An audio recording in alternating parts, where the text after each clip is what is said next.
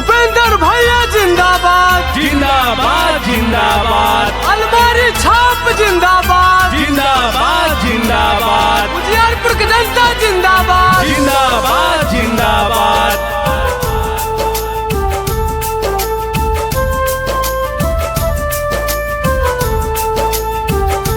मोर उपेंद्र भैया उजियारपुर के शान बारे बेटवा महान बारे हो। उजियारपुर के लोगवाला शान बारे बेटवा महान बारे हो। उपेंद्र कुमार भैया हमनी के शान बारे बेटवा महान बारे हो। उपेंद्र भैया जिंदाबाद जिंदाबाद जिंदाबाद। अलमारी छाप जिंदाबाद जिंदाबाद जिंदाबाद। उजियारपुर की जनता जिंदाबाद जिंदाबाद जिंदाबाद।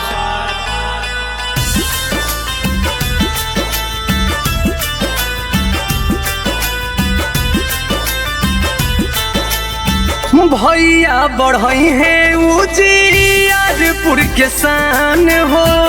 इनका से बर के होई का महान हो। चाची हो सुनी, नेता या विधायक नहीं होवे रउर बेटा हो। युवा लोग भाई जन जन के चाहता हो। दिन गरीबवन के दुखवा के करत निदान बारे बेटवा महान बारे हो। और हमारी छाप मिलल इनको निशान बाटे देव के ध्यान बाटे हो।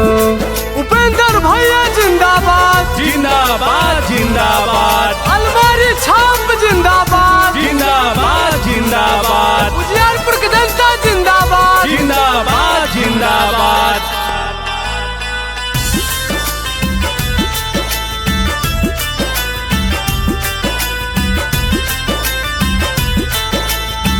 टिकी नहीं केहू उपेंद्र भैया के आगे। इनकर विरोधी सब गली गली भागे। चाचा सुनी, छोटे सिंह कहे ये कोही गो तो बात हो। हर घर दी जा उपेंद्र भैया के साथ हो। उजियारपुर के लोगवा करत खूब सम्मान बाड़े बेटवा महान बाड़े हो। उपेंद्र कुमार भैया गरीबन के शान बाड़े बेटवा महान बाड़े हो।